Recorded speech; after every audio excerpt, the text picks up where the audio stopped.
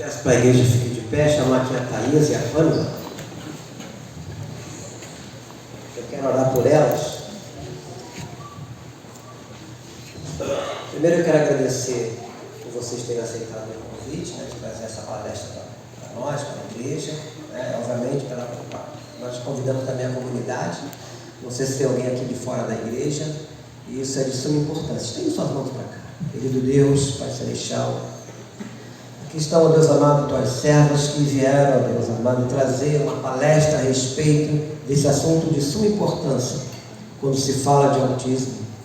Pai amado, coloca a vida da Thaísa, da Pâmela em tuas mãos, que através delas, ó Deus amado, possamos aprender e entender, ó Deus, tudo que tem acontecido nos últimos dias com respeito, ó Deus amado, toda essa situação. Pai amado, que elas sejam usadas e ousadas pelo Senhor nesta manhã, e que tudo que acontecer aqui, Senhor, seja para a honra e glória do nome santo do nosso Senhor e Salvador Jesus Cristo. Todos de um amém? Amém. Podem sentar.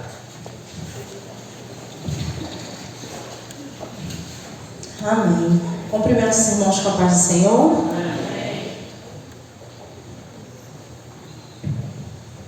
A paz, bom dia para todos. Agradecemos por estar aqui, pelo convite. Nós vamos nos apresentar um pouquinho e depois vamos entrar na temática.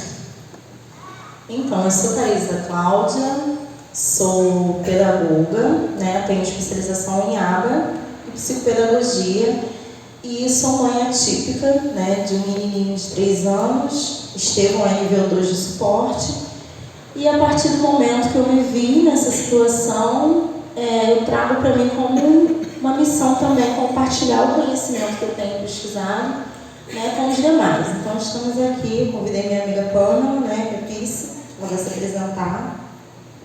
Sim, meu nome é Pamela Cristine, sou psicóloga, mestranda pela UERJ em parentalidade, que busca compreender o quanto os pais podem impactar no favorecimento do desenvolvimento do filho ou também em alguns prejuízos, de certa forma, quando não procura os atendimentos certos, tá?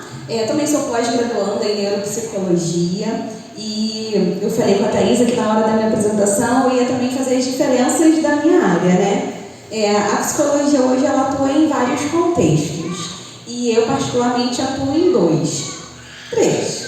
Como pesquisadora, 1 também, não deixa de ser, mas especificamente com autistas eu atuo em 2 áreas. Na parte de intervenção, que é a parte da psicoterapia, que é ali quando a gente vai fazendo acompanhamento, a gente faz um plano terapêutico, um plano de intervenção, que é um plano mais duradouro, que é quando a gente faz, baseado em cada criança, um plano individualizado, o que a gente pode ir intervindo ali mês a mês para o desenvolvimento daquela criança, reduzindo prejuízos. E é a área que eu atuo até mais do que a intervenção, que é a área da avaliação neuropsicológica, que é quando os pais me procuram, às vezes encaminhado por neurologistas, às vezes encaminhado por médicos, por pediatras, e até mesmo não só crianças, mas adultos também, para fazer uma avaliação, para investigar, nós vamos apresentar os critérios diagnósticos, que são vários, para investigar através de testes psicológicos, técnicas e observação do avaliador, se aquela criança ou aquele avaliado está dentro do espectro ou não. Que às vezes não está com todos os critérios, mas apresenta alguns critérios ali, alguns prejuízos, e aí, a partir da avaliação, ele tem um direcionamento, tem muitas vezes aonde procurar ajuda, porque muitas vezes os pais e até a pessoa que procura não sabe por qual caminho seguir, e através da avaliação a gente consegue fazer esse direcionamento. Atualmente eu atendo e estou mais atuante dentro do espectro na parte de avaliação, tá bom? Só para vocês também, para passar esse conhecimento, que existem essas 2 formas, A psicologia ela tem também várias áreas de atuação. Então, eu gostaria de introduzir o assunto falando que o transtorno do espectro autístico, ele é um transtorno do neurodesenvolvimento, porém, tudo que aquela criança ela não sabe, tudo que aquela criança ela vai apresentar de prejuízos, ela pode aprender, né? Então, eu acho que quando a gente começa falando isso, já causa um alívio muito grande quem trabalha com essas crianças, né? A gente tendo o direcionamento de profissionais específicos para autismo, né? Psicólogos, entre outros, que a gente vai citar mais à frente, essa criança ela pode desenvolver. Por que eu falo isso? Era uma angústia minha, né? Enquanto mãe, eu vou trazer um pouco dessa perspectiva minha de mãe. Quando eu descobri que meu filho tinha diferenças de outras crianças, né? Tinha um atraso no desenvolvimento. E quando uma profissional falou isso para mim, me causou um alívio muito grande. Por isso é importante a gente levar esse assunto, conversar, a gente buscar saber. Porque é um prejuízo? Sim, temos um prejuízo. Nós estamos falando de um transtorno. Porém, é uma coisa que pode ser, né, pode ser revista com os profissionais e o tratamento adequado. Então, você pode dizer de uma criança que não consegue aprender para uma criança que vai aprender, né? Então, eu acho que começando assim já causa um alívio. Sim. Antes, por favor, só para... Obrigada. Então, só para a gente resumir e complementar, o autismo é um transtorno do neurodesenvolvimento, caracterizado por dificuldades de interação social, comunicação e comportamentos repetitivos e restritos, né? Quando a gente fala transtorno, às vezes a pessoa, né, se assusta, não, mas não fala assim. Gente, vamos lá. Qual a diferença de uma doença para um transtorno, né? A doença, ela tem uma etiologia, ela tem um tratamento ali e ela pode ter uma possível cura, ok? Doença tem um tratamento, tem uma cura. Sabe de onde vem, sabe o tratamento e sabe as possibilidades de cura. Transtorno, não. Transtorno a gente não sabe a etiologia, né? A gente não sabe de onde vem, quais são. A ciência ainda não descobriu qual é. Tem muitas hipóteses, né, Thaís? Tem muitas pesquisas, tem muitas hipóteses, tem muitas falácias também, né? Que se você comer isso, se você tomar essa vacina... Gente, não. A ciência não descobriu qual é a causa específica que pode vir a ocorrer ao transtorno do neurodesenvolvimento, que não é só transtorno do espectro autista, tá? Tem TDAH, tem transtornos da aprendizagem, tem outros transtornos de fala, de comunicação social, não é só o transtorno do espectro autista, que é um transtorno do neurodesenvolvimento. E transtorno não tem cura, porque não é uma doença. Então, a gente pode sim reverter os níveis, a gente pode, através das intervenções, a gente vai falar um pouquinho sobre a intervenção precoce, o quanto mais cedo possível a gente identificar prejuízo, procurar ajuda, o quanto essa criança vai ser beneficiada com pais, né, que aceitam e que procuram ajuda específica, né? Só que a criança ela vai deixar de ser autista? Não, ela não vai deixar de ser autista, mas ela vai ter uma funcionalidade muito melhor, porque os pais foram atentos, foram observadores primários, né, que são aqueles que, olha, peraí, tem alguma coisa aqui, vamos procurar ajuda. E essa criança vai ter muitas outras possibilidades no desenvolvimento saudável e funcional, mas não vai deixar de ser autista, porque o autismo vai ser o funcionamento dele aqui na nossa sociedade, tá?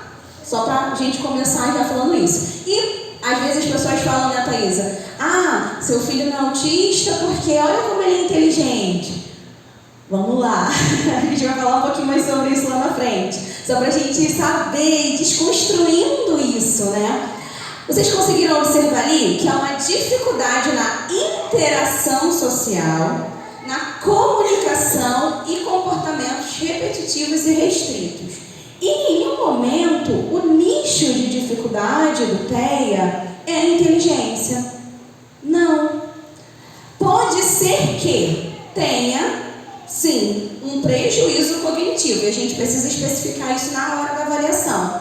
Mas, para ter o diagnóstico do transtorno do espectro autista, não significa que, tendo TEA, vai ter um comprometimento intelectual, ok? Porque a dificuldade central, a dificuldade principal para ter o diagnóstico do transtorno do espectro autista é a dificuldade na interação, comunicação e comportamento social, né, restritivo e repetitivo. Só para a gente já começar a ir desconstruindo, tá bom? Pode passar. Então, gente, a gente vai falar um pouquinho sobre os critérios diagnósticos, tá? Então, assim, quando chega para avaliar, para uma avaliação, eu tenho em mente esses critérios, tem o critério A, o B, o C, o D, vou falando com vocês. Mas da onde vem? Da onde está? Aonde que estão esses critérios? Nós temos um manual, né? Psicólogos, psiquiatras, os pediatras também, mas é mais psicólogo, psiquiatra e neurologista infantil e adulto, né? Nós temos um manual, que é o DSM, tá?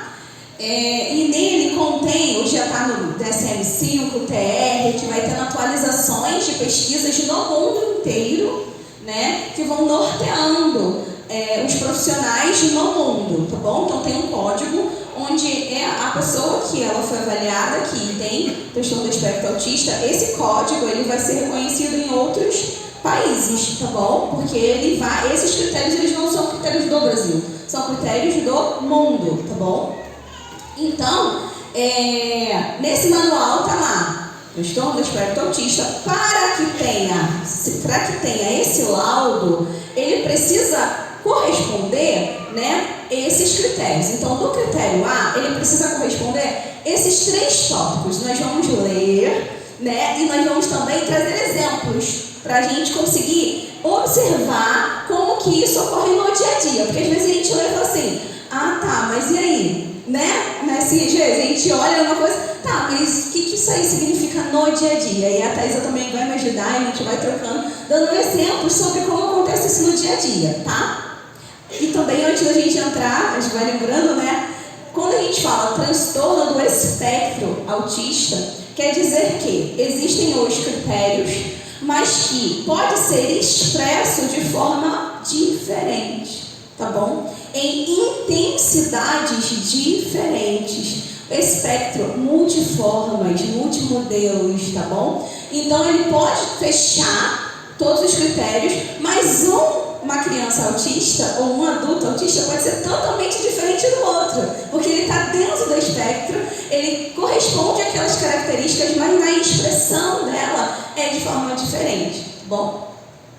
Então, ali, né, o primeiro critério A, déficit persistente na comunicação e interação social em vários contextos, e vamos marcar vários contextos. Então, às vezes, eu não gosto muito de interagir na escola, mas em outros ambientes. A gente sempre precisa observar, porque, às vezes, na escola é uma situação, às vezes é uma professora que mudou, às vezes é um bullying que passa, né? Então a gente precisa avaliar num todo, tem que estar em vários contextos, não em um só, tá? Essa interação, esse déficit. Então, primeiro tópico, limitação na reciprocidade emocional e social, com dificuldade para compartilhar interesses e estabelecer uma conversa. Seu primeiro tópico. Segundo tópico, limitação nos comportamentos de comunicação não verbal usados para interação social, variando entre comunicação verbal e não verbal, pouco integrada e com dificuldade no uso de gestos e expressões faciais.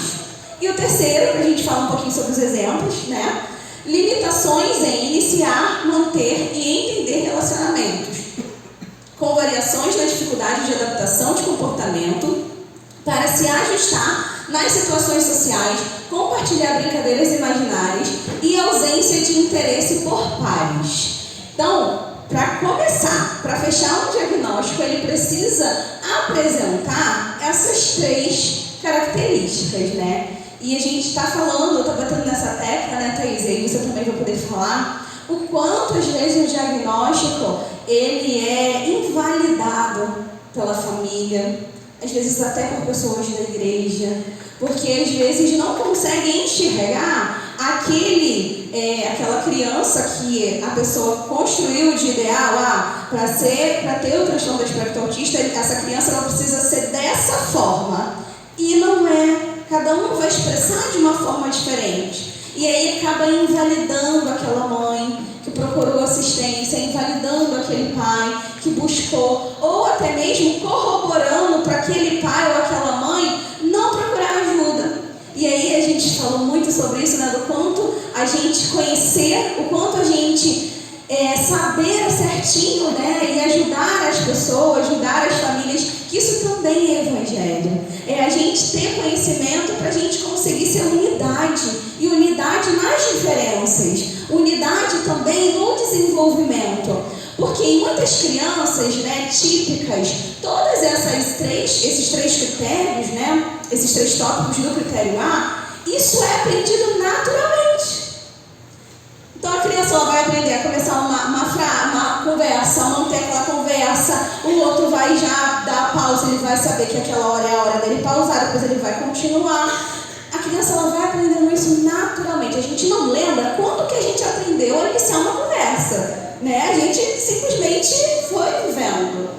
Dentro do espectro, isso é aprendido, não é algo que é natural. A gente vai ensinando e ajustando, ajudando aquela criança àquelas regras sociais, que às vezes para ela não faz sentido, né? E a gente ouve muitas vezes as crianças que não têm comprometimento de fala, e aí essas crianças são mais, acabam tendo diagnóstico um pouco mais tarde, né? Porque a gente começa a observar mais tarde esses critérios. Que aí você vai falar sobre alguma regra social e a criança fala, não entendi.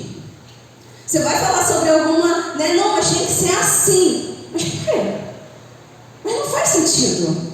Isso, adolescente também. Às vezes eu vou trabalhar com um adolescente, mas por que tem que ser assim? Não faz sentido para mim. Tipo assim, aquela regra social que para as pessoas típicas é algo já natural, porque foi aprendido desde sempre, né, aprendido, desenvolvido ali nas brincadeiras. Para uma criança que tem um espectro, não é fácil. Mas por que tem que ser assim? Eu tenho um exemplo de uma pessoa que eu avaliei, que ela falava assim, eu não entendia, porque quando eu voltava quando eu tinha as férias escolares, e aí quando voltava das férias, os amiguinhos falavam assim, naquela que as professoras sempre façam, né? Professora Elane sempre faz, provavelmente deve passar também, minha mãe passa, eu quando era professora passava também. O que você fez nas férias, né? E o que você sentiu saudade da escola? E aí ela falou que as outras crianças sempre colocavam, eu sentia saudade dos amigos, das brincadeiras do intervalo. E aí ela falou assim, não fazia sentido para mim. Não faz sentido para mim, porque a escola é para estudar. Então por que as pessoas sentiam falta dos colegas? Se a escola é para estudar. Então é muito concreto, né? Vai contribuindo. O que me elucida bastante nesses critérios, que é o critério A, é que a criança, né, nós seres humanos, nós aprendemos por cópia. Às vezes a gente pensa que a gente aprende na escola, a gente aprende porque o pai está falando, segura a mulher, bota na boca, porque minha mãe me fala. Não, a gente, naturalmente, o bebê humano, ele copia, né, sem entender o sentido. Então ele nasce ali pronto para copiar todos os comportamentos da sua sociedade. Tanto que alguns bebês brasileiros vão ter um comportamento, bebê, né, de outra cultura vai ter outros comportamentos. E o maior nicho, assim, o principal nicho, não é o completo, mas o principal nicho do aspecto autista é isso, é que a criança ela não copia. Então, assim, ela não copia os comportamentos. Por exemplo, meu filho, ele não sabe jogar um lixinho na lixeira, que é uma coisa que a gente olha as pessoas. Por exemplo, você está num contexto social, você está na rua, e aí você fica olhando assim, uma lixeira, e aí você joga o lixo ali, né? Você não pensa assim, nossa, será que essa inox é lixeira? Porque a minha em casa não é inox, é de plástico. Será que é lixeira ou não?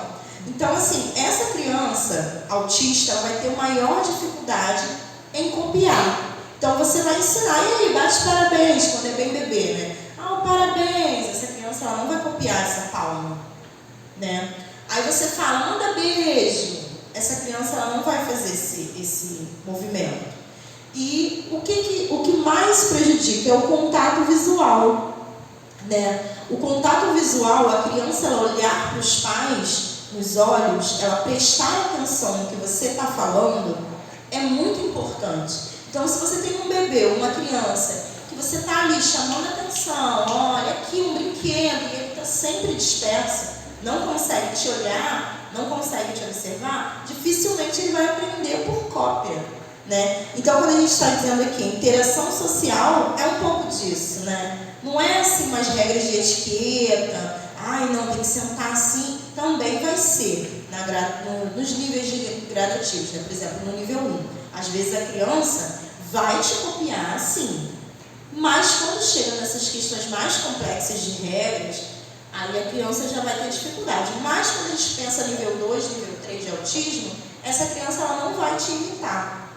E aí a gente vai percebendo isso. Por exemplo, meu filho, ele não tomava um copinho, eu dava o copo na mão dele e ele não sabia utilizar um copo. Mesmo tendo visto várias e várias vezes eu pegar um copinho e pôr na boca dele. Ele, só ele não conseguia copiar, reproduzir, né? Então eu sempre uso esse exemplo que eu acho que é bem interessante. E quando a gente fala aqui no comportamento da comunicação não verbal, é apresentar o interesse dele. Às vezes essa criança, ela não vai saber falar, né? 1 ano e meio e tal, ela vai usar poucas palavras. Mas ela consegue te dizer o que ela quer? Olha, eu quero ir ao banheiro. Então, se eu não consigo falar banheiro, eu vou te puxando do banheiro, vou apontando do banheiro, né? Eu uso alguma estratégia de comunicação. Então, se ela não utiliza, você tem que estar sempre deduzindo. Isso acontecia muito com o meu autista nível 2, eu acho que já mencionei, e eu não conseguia saber o que ele queria, né? Ele não tinha essa demonstração. Eu quero esse brinquedo, um apontamento, né? Enfim. E aí a gente vai percebendo que ele tem esse comprometimento do social, porque ele não consegue te mostrar. Eu não consigo te dizer, te expressar qual é o meu desejo, né? Sim, às vezes também, né, Thaís, você falou do pegar com a mão, né? Às vezes usa os pais para atingir ali o objetivo. Tem casos que a criança já consegue, só que não usa para interagir, que já é comum nessa fase, né? Você joga a bolinha, joga de volta, você vai brincar, assim, vai fazer cosquinha, geralmente a criança ela reage às suas interações, porque é comum, né, quando pequenininho, a criança ela interagindo com você, pelo menos 80% das vezes. Então, uma vez ou outra criança não vai querer? Não vai. Se é uma criança já, e aí tem ali toda uma questão de temperamento, né? Se é uma criança mais tímida, ela já vai ter um pouco mais dificuldade com os termos, mas dentro de casa ela já vai interagir mais, né? Com os familiares vai interagir mais, às vezes só fora que ela é um pouco mais tímida. E aí isso também não quer dizer que ela tenha o transtorno do espectro. Mas quando a criança é uma criança já mais assim, extrovertida, que isso a gente já vê desde bebê, né? É uma criança que ela já vai interagir muito mais, tanto dentro quanto fora, né? Uma criança mais agitada, uma criança mais externalizada. Então, quando você joga, ela não devolve, ela vira, tipo, não quer 1, 2, 3, 8, mais do que 20%, que o certo é 80% das vezes ela interagir com você. E se ela não faz isso, faz com pouquíssima frequência, já pode ser um sinalizador, né? Às vezes a mãe chega, tá, o filho interage com você nas brincadeiras. Não, interage. Tá, quando? Quando ele quer água, ele pega a minha mão, aí já teve esse caso, né? E leva até lá a bebedouro. Tá, ok, beleza. Você foi um meio para que ele atingisse lá o que ele estava precisando, né? Nesse caso a criança não tinha comprometimento na fala.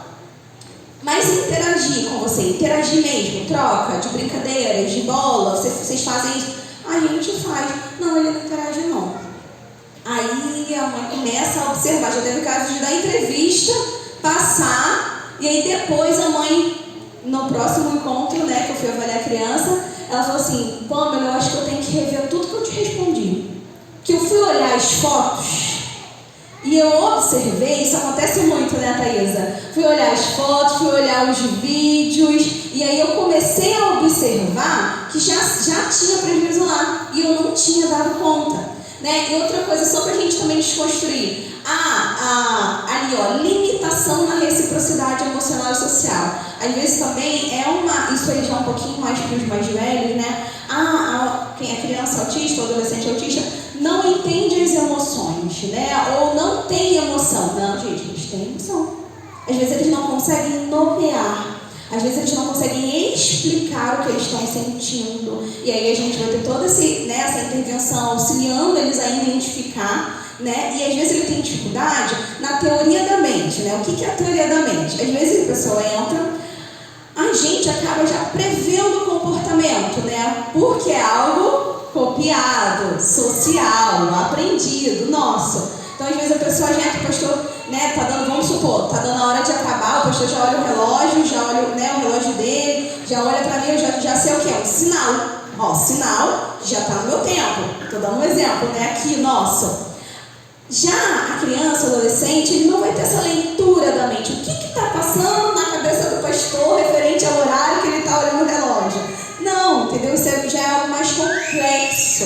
Que aí está dentro dali, ó, dessa reciprocidade social e emocional. Está dentro dessa percepção, desse olhar do todo, que tem esse comprometimento. Então, às vezes, aqueles sinais sutis sociais, quando alguém quer acabar uma conversa, né? A gente está conversando aqui e aí a Thaisa começa a fazer uma cara, tipo, ou então piscando pra mim, pô, amor, vamos embora, né? Exemplo, vamos supor que ela esteja fazendo, eu, opa, entendi, deixa eu correr. Isso já é comprometido.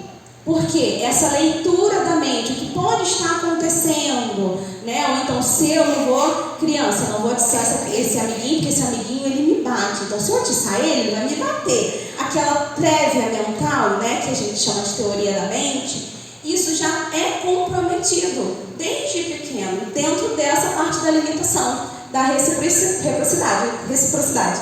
Então, é errado a gente falar, né, vamos desconstruir isso, que autista não tem emoção. Ou então, às vezes, tem uma criança autista, vamos falar dele na frente dele. Não, gente, ele entende.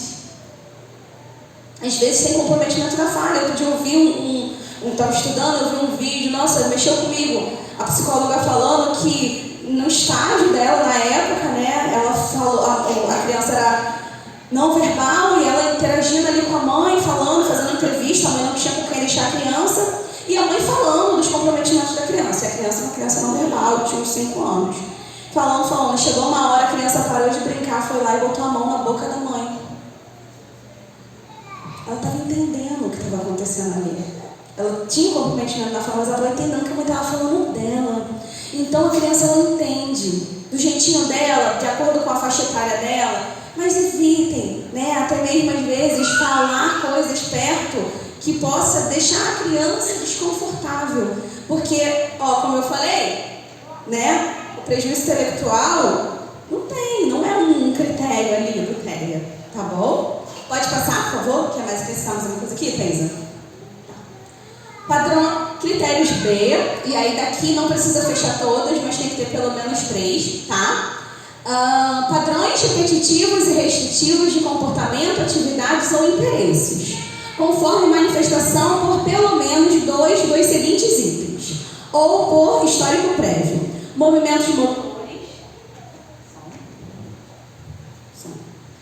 Movimentos motores, uso de objetos ou fala repetitiva e estereotipada. Estereotipias, alinhar brinquedos, girar objetos e aquilalias.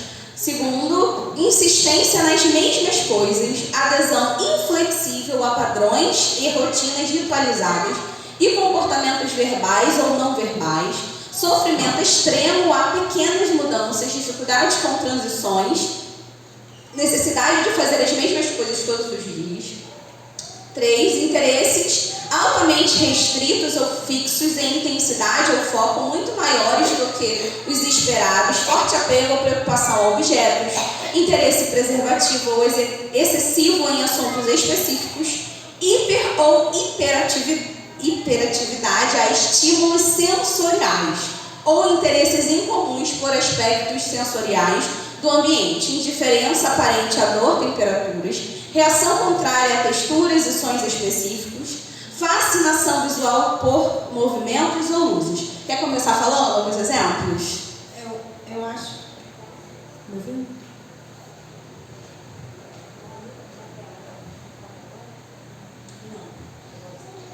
É interessante pensar nesses critérios B, porque muito é falado sobre girar a rodinha do carrinho, né? Fazer o flap, que é um movimentozinho assim com a mão, né, como se estivesse voando, né? Mas a gente vê que às vezes não é tão aparente, né? É aquela criança que só gosta, um exemplo, só gosta do Hulk, E aí tudo que ela quer do Hulk, ela quer verde.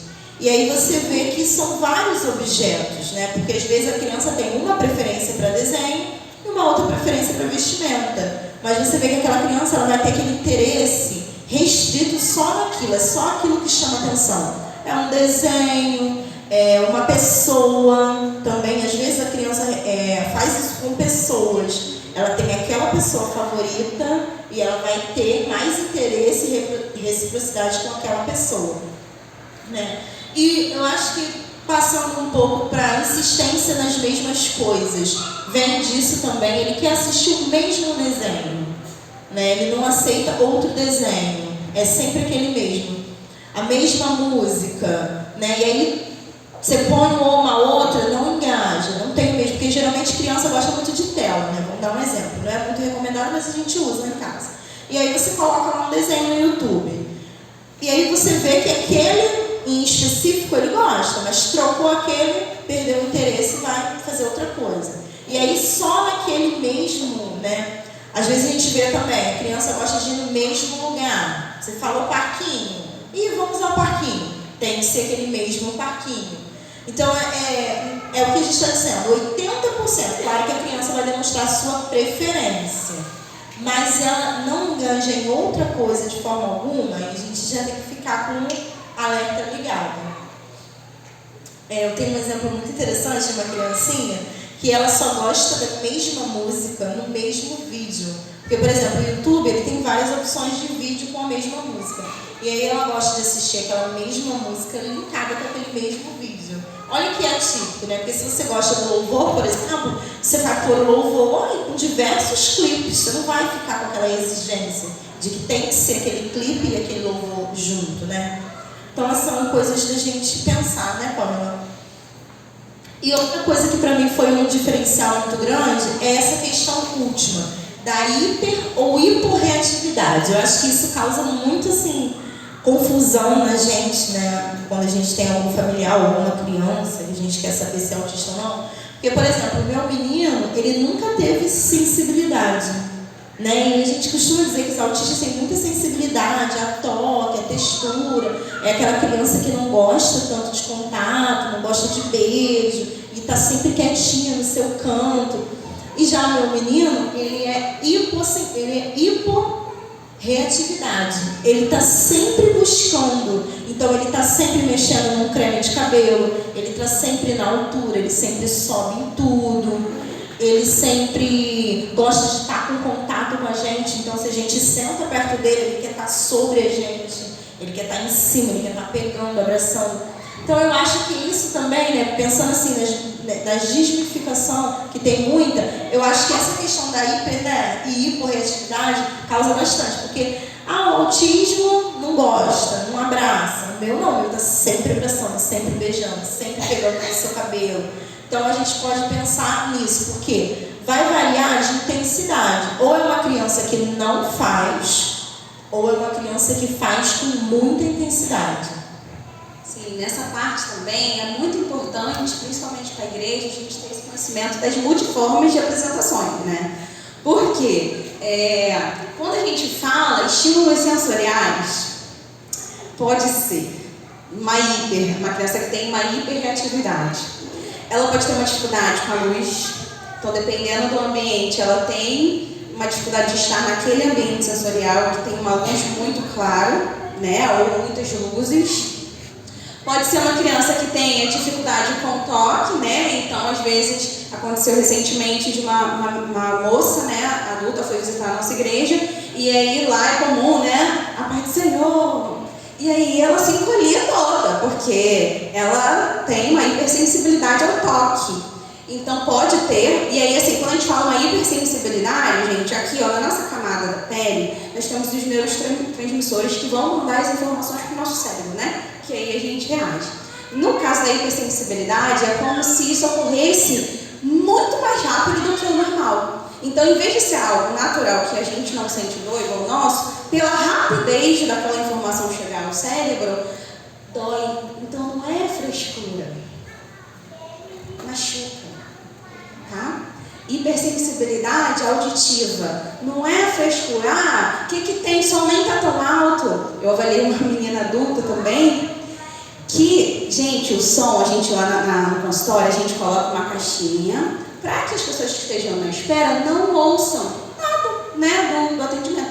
E a caixinha estava bem baixinho. Eu mesmo nem tinha escutado. Aí eu estava avaliando ela, quando chegou na hora de fazer o teste, ela falou assim, pode desligar a caixinha? Aí eu, a lá de fora, ela porque eu não estou conseguindo me concentrar. Aí eu precisei fazer um esforço muito grande para ouvir a música da caixinha, que eu não estava conseguindo. E para ela ela falou assim, está muito difícil de fazer, de concentrar. Então a hipersensibilidade, sim, escuta mais, né? E agride o ouvido. Então não é vai aí que uma hora você vai conseguir. É sério, os neurotransmissores levam a informação mais rápido na hipersensibilidade, tá? E na hipo é mais lento. Por isso que precisa de mais estímulos, porque ele demora a sentir aquele, né? Então, assim, é bem algo assim do neurodesenvolvimento mesmo, dos neurônios, dos neurotransmissores. E aí tem a seletividade alimentar, que aí é a estimulação ali, ó, estímulos sensoriais, paladar. Então, assim, dentro dessa parte, gente, vocês estão conseguindo entender que só nessa parte tem muitas formas de ser expressa. Pode ser visual, pode ser no paladar, né, ter a seletividade alimentar, então algumas texturas essa pessoa não vai conseguir se alimentar direito, às vezes é um purê, tem resistência, às vezes é uma comida que é mais rígida, que tem que mastigar muito e esse mastigar incomoda, às vezes é no toque, às vezes é o auditivo. Então isso pra gente que é igreja, Saluz, a gente quer que a pessoa que entre na nossa igreja se sinta o quê? Acolhida, não é verdade? E aí a gente precisa saber essas multiformas, porque quando entra a gente vai precisar se adaptar, a gente vai precisar. É sobre isso. Isso também é ser Saluz, isso é também ser acolhedor, porque não é algo que, igual a gente, o som tá alto, beleza. Não, é algo que ele não vai conseguir prestar atenção na pregação. É o que ele não vai conseguir ficar sentado, que vai ser desconfortável, mesmo que ele tenha aprendido aqui no culto, ele tem que ficar sentado, que aí vem do aprendizado, ele vai ficar ali incomodado. Então, eu lembro essa menina tem hipersensibilidade e a dela era tato e toque, né? E auditiva. Então, eu cheguei, né? Primeiro cumprimentei, me apresentei e perguntei se tinha alguma hipersensibilidade. Aí ela falou. Aí eu já fui lá no gerenciamento do som, já falei no som, e aí voltei lá. Como que foi agora? Aí fui lá no pastor, falei com o pastor, aí fiz todo o movimento lá na igreja pra gente tentar se adaptar para que ela sentisse a vontade para voltar. Alguém sabia, alguém me entendeu, alguém me acolheu, entendeu que isso aqui não é frescura, porque invalidação, gente, tem de monte lá fora. Agora, invalidação dentro da igreja, não. Porque o nosso Jesus não invalidaria ela, o nosso Jesus acolheria, né? E se adaptaria da forma com que ela entendesse. Isso é evangelho, que é o que a gente está fazendo aqui, que é o que o pastor abriu as portas, permitiu que a gente estivesse aqui. E isso mostra que é uma igreja preocupada, né, com o evangelho, com o céu, com fazer o evangelho chegar a todos, né, de uma forma que seja adequada, né, para cada pessoa. Quer mais algum exemplo? Gente, tem muita coisa. Se a gente olha, né, mais também, a gente vai acabando passando as outras coisas, né? E se deixar a gente fala mesmo. Então a gente vai ficar aqui até 11, meio-dia, e eu adoro. Vai passar.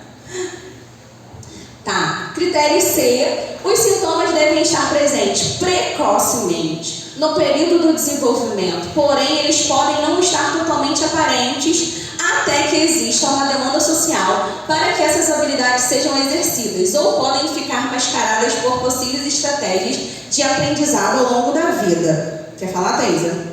É interessante pensar nesse critério C, porque às vezes é aquela criança que ela se comporta muito bem em casa. Então você está ali até os 3 anos e nunca surgiu nenhuma demanda. Tudo bem, meu filho, tudo bem. E aí quando você bota na escola, aí você vê que não vai tão bem assim. E aí você começa a pegar, como é que é ali na escola? E o professor começa a falar, olha, não interage, olha. E as acontece isso pelas demandas sociais. Porque quando a gente tem um bebezinho, né, a gente vai se adaptando. Então, por exemplo, a porta do armário, ele começa a engatinhar, você já bota uma trava, né? Ah, isso aqui quebra, você já tira do alcance. Então, a gente, enquanto pai e mãe, enquanto família, ali naquele contexto social, a gente se adapta muito mais à criança do que a criança a gente, né? Não é assim? Né? A gente vai criando estratégias para o ambiente ficar seguro. E com o filho, acontece também dessa maneira. Agora, quando vai para outras demandas, aí a gente tem aquele estranhamento. Então, mesmo, não, porque em casa ele fica... Eu tenho uma amiga que ela fala isso. Porque em casa, meu filho não tem problema nenhum, ele não tem agressividade, por exemplo, no caso dela tem agressividade. Não tem agressividade, em casa ele fica tranquilo, ele come, ele bebe, ele vai ao banheiro. Quando chega no shopping, ele não come. Ele não senta, ele não vai ao banheiro, ele não consegue lidar com as outras crianças. Então, assim, quando a gente vai pensar nessa questão da demanda social, é isso. Mudando o contexto que ela está a maior parte do tempo, ela consegue? Claro que num ambiente super novo, a criança vai ter um estranhamento, vai ficar um pouquinho mais quietinha. Mas a gente falando de autismo, às vezes eles não conseguem sequer se alimentar. O meu menino, no início, ele só comia em casa. E aí eu levava a comidinha dele no potinho para a rua, e aí eu oferecia e ele não aceitava. Eu falei assim, gente, essa criança não está com fome, não é possível. Já está no horário de se alimentar, e ele não aceitava, porque ele atribuiu que para comer eu deveria estar em casa, e eu não como na rua. Hoje a gente já conseguiu romper essa barreira, mas que era uma coisa que eu percebi, que na rua ele não queria comer. Então a gente é um exemplo de como que a demanda social vai mudar essa criança, né? Sim, e o que a Thais acabou de falar faz parte da rigidez cognitiva, que é dentro daqueles critérios que a gente falou, dos limites restritivos, porque a rigidez cognitiva é muito presente, igual o exemplo da escola, né? Não, mas na escola a gente estuda, por que eu sinto saudade? Não faz sentido, né? Porque não, eu como é em casa, e isso a gente trabalha muito nas terapias, essa flexibilidade, porque dentro do TEA a rigidez cognitiva é algo muito presente, está dentro dos critérios. E aí, eu tenho uma pergunta, né, lá, a gente já vai respondendo aqui. Pode um adulto fazer uma avaliação para investigar se tem transtorno do espectro autista? Pode, não é um impedimento fazer uma avaliação, tá? Desde que os sintomas que ele esteja apresentando na vida adulta, e isso a gente vai fazer muito na avaliação, né? A gente vai procurar um pai, a gente vai procurar um tio, aquele que esteja mais presente na infância dele, porque a gente precisa saber se aqueles sintomas, se aqueles critérios já estavam presentes na infância, desde sempre. Ou se foi algo que, devido ali a situações da vida, a pessoa acabou ficando mais restrito, né? Mais seletivo. E aí isso vai ser o diferencial, porque para ser, né, o transtorno do espectro autista, lembrando que é um transtorno do neurodesenvolvimento, ele precisa estar presente desde os primeiros anos de vida dessa criança ou adulto, tá bom? Critério D. Esses sintomas causam prejuízos clínicos significativos no funcionamento social,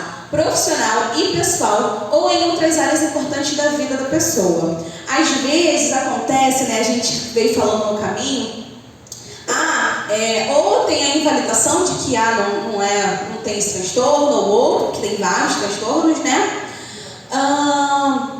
Porque às vezes a pessoa vai falar, mas eu tenho isso, e aí eu tenho transtorno do espectro autista, ou eu tenho aquilo, mas meu filho também tinha, meu filho também tem, né? Aí não tem transtorno. Ou tem sim, não foi avaliado, né? Que é uma hipótese. Ou 2, não tem prejuízo.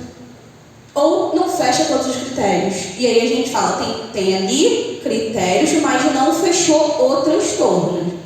E aí a gente intervém de outra forma, tá? Isso é possível. Às vezes a gente vem falando com você, né?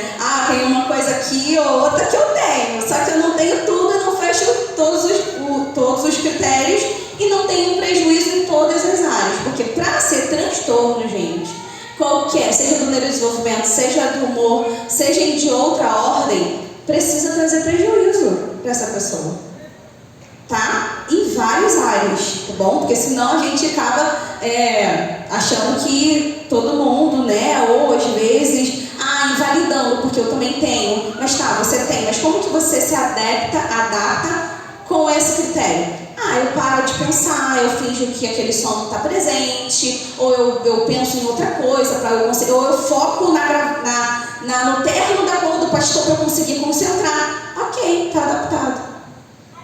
Você tem um incômodo, mas você criou uma estratégia para lidar com aquilo. Ok, não tem prejuízo, está adaptado. Entendeu? Todos nós vamos ter um critério ou outro. Para ser transtorno precisa fechar todos e precisa trazer prejuízo. Critério é, esses distúrbios não são bem explicados por deficiência cognitiva, intelectual ou pelo atraso global do desenvolvimento. Então, quando a gente faz uma avaliação, a gente precisa também dar um diagnóstico diferencial. E por isso que é tão complexo, né? Às vezes a gente conversa muito, porque não é só aplicar o teste. Não é só você ir na escola da criança e observar ela, porque eu tenho criança, eu vou na escola da criança. Ou, dependendo se for maiorzinha, eu peço um relatório. Não é só isso. Você precisa também ver outros transtornos e ver o porquê que não são os outros e dar o diagnóstico diferencial, porque existem outros sintomas semelhantes. Só que, como eu falei, tem um nicho central. Cada transtorno vai ter um nicho central de dificuldade. E do TEA é a interação social. Tá? Pode ter ou não comprometimento intelectual, mas o nicho central é esse. Pode passar. Tem alguma coisa? Tem. Eu acho importante a gente falar sobre o quê? Uma coisa é a gente levar essa criança, né? A gente chamar esse pai para sugerir avaliação. E aí o pai fica assim, mas não tem essas questões. E não tem o autismo. Ok, é válido, às vezes acontece. A gente não tem o transtorno. A outra coisa é você não ajudar aquela criança na sua área de dificuldade. Eu descobri isso depois. Eu não imaginava dessa maneira. A psicologia hoje, ela ajuda em diversas habilidades. Então, às vezes, essa criança, vamos colocar ali, tem dificuldade só com a alimentação. É uma criança que não se alimenta direito. Mas ela não é autista, tudo bem. Vou deixar pra lá? Não. É importante a gente buscar ajuda. Porque a gente é pai e mãe, a gente não vem com manual, né? É a única coisa que você não tem manual. Então você não fez um curso de como ser uma mãe, como ser um pai. Então, às vezes, a gente não consegue ajudar. Por exemplo, seu filho está com muita febre, o que você faz? Corre no pediatra. Pediatra, o que ele tem? O pediatra te diz e você trata. Então, eu acho que é relevante também a gente mencionar isso, porque tudo bem, meu filho não é autista. Bom, né, a gente nunca quer o transtorno, a gente sempre quer que não seja autista. Mas o que você pode ajudar essa criança? Se essa criança tem esse nicho de muita dificuldade. Por exemplo, volto na parte da agressão, que eu acho que é uma coisa que tem sido muito emergente nas crianças, né? Meu filho só é agressivo. Tudo bem, só tem essas respostas agressivas. O que eu posso fazer para ajudar ele? Eu vi na palestra, eu conversei com o pediatra, ele não está no aspecto autista, ufa. Mas o que eu posso fazer?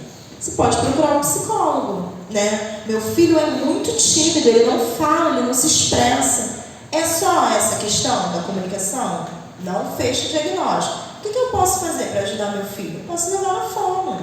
Chego lá e falo, olha, não tem autismo, né? Não tem transtorno, mas tem essa dificuldade. Porque toda dificuldade, ela gera um sofrimento na gente. Então, às vezes, a criança tem muita ansiedade.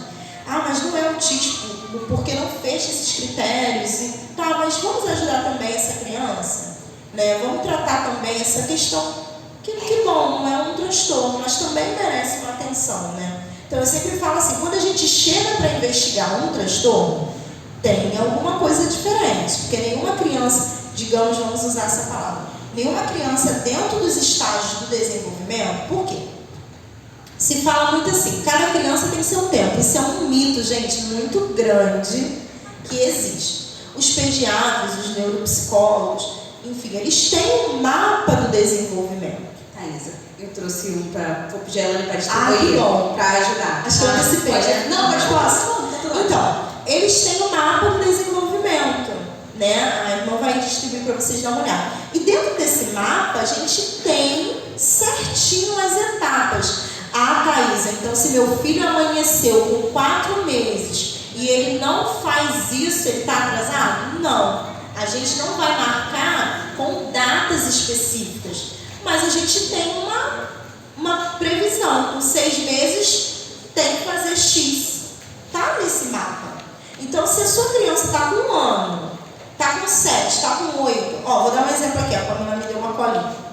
um exemplo de com 1 ano aqui. Com 1 ano, essa criança ela tem que estar imitando gestos e brincadeiras. Ah, mas cada criança tem seu tempo? Não. Com 1 ano ele precisa fazer isso. E se ele não faz isso, tem que ser avaliado, tem que ser estimulado. Porque como eu falei, é um transtorno do neurodesenvolvimento, mas essa criança ela vai ter a capacidade de aprender. Por exemplo, meu menino, ele fez 2 anos, ele não expressava uma palavra. E aí as pessoas falavam assim pra mim, mas criança fala, tem seu tempo, daqui a pouco ele vai falar. Eu falei, tá, mas com 2 anos ele deveria falar 2 palavras. Quero água. Ele precisava fazer essa frasezinha. Então, se ele não falava nenhuma, ele estava atrasado. Então, é importante a gente pensar nesse marco do desenvolvimento. E aí, é isso. Se você não fechou o diagnóstico, poxa, que bom. Não fechei. Mas vamos tratar aquilo que te incomoda, né? Aquele nicho ali. Porque é qualidade para a criança, né? Imagina uma criança envergonhada. Vai crescer, vai ser um adulto envergonhado. Não precisa. Né? A gente pode estar cuidando, ajudando, vendo uma parentalidade, né? Quando ela falou que ela faz essa formação, que eu acho que é uma coisa assim, muito boa, que hoje a gente está tendo muito acesso, é instruções de como ensinar nossos filhos, né? Porque ninguém, às vezes, para pensar nisso. E aí entra essa questão. Meu filho, né, não fala, igual eu não falava. Ah, mas o pai atrasou. Tá, tudo bem. Mas o vô atrasou. Ah, mas precisa meu filho também ter esse atraso? Não. Hoje tem muito acesso, né? Então eu acho importante botar essas 2 coisas. Mesmo que não tenha um transtorno, vamos cuidar, né, da dificuldade da criança. Perfeito, perfeito. Vou só acrescentar aqui na parte da fala, né, que eu tô atendendo uma criança de 2 anos e 6 meses. E para dizer o quanto, assim, se a mãe está incomodada, a gente falou muito sobre isso, né? Se a mãe está incomodada com alguma coisa, vai. Mesmo que a pediatra tenha falado algo diferente, mesmo que alguém tenha invalidado, mas se a mãe que está ali o tempo todo com a criança está sentindo, procura ajuda. Tem uma criança que eu estou avaliando agora, 2 anos e 6 meses, e chegou agora, eu nem tive contato até com a criança, só fiz a entrevista. E a criança tem 2 anos e 6 meses, ó, vamos dar uma olhadinha aqui, ó, 2 anos e 6 meses, e a criança não fala, ela só fala pai e mãe sem função. Ela fala pai e mãe assim. O que é falar pai e mãe sem função? Ela não está chamando a mãe ou o pai. Ela está sentada brincando, não está chamando, está ali brincando de outra coisa e está pronunciando. Então não é uma função. Quando quer chamar o pai e a mãe, não fala pai, mãe, mamãe, papá. Não fala nenhuma palavra com função. E a pediatra da criança falou que... é assim mesmo. 2 anos e 6 meses. Gente, ele já está com prejuízo. Eu falei assim, olha, a gente vai fazer a avaliação, mas eu preciso que você coloque ele para... Investiguei questões financeiras, se tinha condições também, né? Até para eu poder um direcionamento de fono que fosse acessível ao casal. Falei, a gente precisa colocar ele em intervenção já, porque ele já está com prejuízo gigante na fala. A gente vai rastrear as outras áreas de desenvolvimento, cognitivo, motricidade, comportamento adaptativo. Nós vamos investigar tudo, vamos investigar os critérios do espectro, né, que foi a questão principal, mas a gente já precisa de uma intervenção. Eu acho que cai muito também naquele jargão. Vamos esperar, é tão pequenininho, essa criança é tão pequena, vamos esperar crescer. E aí, é igual conta, né, gente? Se você não paga de janeiro, fevereiro, você tem 2, de março você tem 3. Vamos pensar um pouquinho assim. Adorei esse exemplo, né? Vamos trazer um pouco para a nossa realidade, né? Como que vai acontecer? É basicamente isso. Então, vamos dizer que a criança com 4 anos, ela não entrou na escola, não fez o primeiro ano, não fez o segundo. Aí, quando ela está com 10, olha quantos anos de atraso escolar essa criança está. E aí a gente vem aqui para o marco do desenvolvimento, é mais ou menos a mesma coisa. Por quê? Uma coisa vai levar a outra. Se eu não chamo meu pai e eu não chamo a minha mãe, como que eu vou pedir biscoito, piraquê de chocolate? Não vou conseguir. Então, se eu estou com uma criancinha de 2 anos, que ela não pede água, com 7, ela não vai pedir. Com 10. Então, assim, o atraso, ele acumula. né? Então, o que é o mais indicado? Eu percebi o meu menino com 1 aninho, já imaginava. O que a gente percebeu assim, atrasa? Leva. Procura um médico que lide com o autismo. Porque ele vai saber dizer para você, é e não é. Se não for, né, você leva em outro. Tudo bem, né? Então não é autismo, vou tratar com o que seria. Mas é importante que a gente procurar uma pessoa que trabalhe com essa área, se é a sua suspeita inicial. Porque a gente tem muito médico desinformado, né? Acaba que acontece, né? Todas as profissões precisam de atualizações. E o autismo é uma coisa que vem emergindo. E aí você tem um pediatra que está lá há 30, 40 anos. Será que ele está atualizado para identificar, né? Hoje a gente já tem essa questão da investigação precoce e do tratamento precoce. O meu filho começou a terapia com 2 anos. Imagina, nosso bebê de 2 anos na terapia. Parece até engraçado para a gente, senso comum. Mas já fez muita diferença. Hoje ele tem 3 e ele já não está acumulando atrasos, né? Então, assim, acho que é importante pensar nisso. Que esse mito do deixa crescer para depois a gente ver vai acumular muita demanda na vida dessa criança. Então, devagarzinho, etapa por etapa, tipo, se essa criança está com 2 e está atrasada, com 3 ela já não está tão atrasada. E aí, com 4, quando chegar com 5, talvez ela nivelou no nível das outras crianças. Não deixa de ter o transtorno, que é como a Pamela falou aqui claramente. Mas já não tem tanta dificuldade. Então, você já consegue que essa criança tenha um maior desenvolvimento. Por que isso? Porque o nosso cérebro, ele tem uma plasticidade neural, né? A gente chama. A criança é uma esponjinha, ela aprende tudo. A criança típica, você fala, que é a criança que não tem autismo, né? Você fala uma palavra e daqui a pouco ela está repetindo. Então, isso é uma capacidade da nossa mente, como ser humano, de estar aprendendo ali nos primeiros anos de vida, até os 7 anos, mais ou menos, né? A plasticidade. Não, desde sempre, mas quanto mais cedo, né? Ela é melhor. Então, vai perdendo ao longo do tempo, mas sempre vai ter a plasticidade, só que mais lenta. Então, poxa, se eu tenho essa criança aqui, igual eu fiz com o meu, né? Eu tinha ele bem pequenininho, com muitas dificuldades, e aí quanto mais cedo eu coloquei, hoje eu já colho. Com 1 ano e pouco eu já colho bastante frutos da intervenção precoce, né? Então, eu acho importante frisar essa questão também, né? Sim. E aí, assim, vocês repararam, só que a gente já adiantou um tópico, né, do marco de desenvolvimento. Vocês repararam que tem tipo uma janelinha, né, do desenvolvimento? É claro que, gente, essa aqui é mais simples, tá? É um rastreio geral. Mas tem a caderneta infantil para quem é pai e mãe de pequenininhos, tá? A caderneta, ela tem esses marcos de desenvolvimento, vale a pena acompanhar também. Tem dúvida, pesquisa na internet, né? Que a internet também pode nos ajudar e muito. Não deixa acumular. E aqui vocês observaram que tem alguns que ele pode ir de 1 ano até 1 ano e 6 meses. Só que passou de 1 ano e 6 meses, ele precisa ter aquele comportamento. Ele precisa estar tendo aquela postagem de fala. Então, isso que se confunde. Cada criança tem seu tempo. Dentro do marco do desenvolvimento, que é 1 ano a 1 ano e 6 meses. Passou de 1 ano e 6 meses, tem acúmulo ali de prejuízo. Tá? Então, cada um tem seu tempo dentro da janela. Passou da janela, já está com prejuízo. Tá bom? E aí, dentro dos níveis de suporte, a Thaisa também, a gente já vai respondendo também essa parte, né?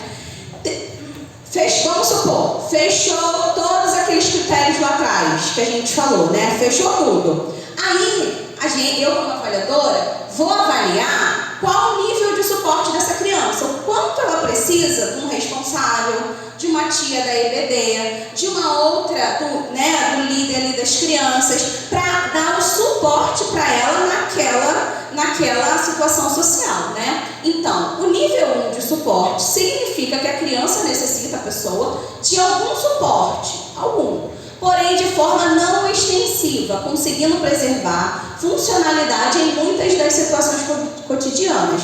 Então, uma vez ou outra ele pode precisar, mas não é algo, né, constante. Nível 2, há uma necessidade de suporte substancial com uma carga considerável de adaptação e atividades terapêuticas. Nível 3 representa a necessidade de suporte continuado para praticamente todas as atividades cotidianas com atendimento terapêutico intensivo e necessidade de mediação para as atividades cotidianas.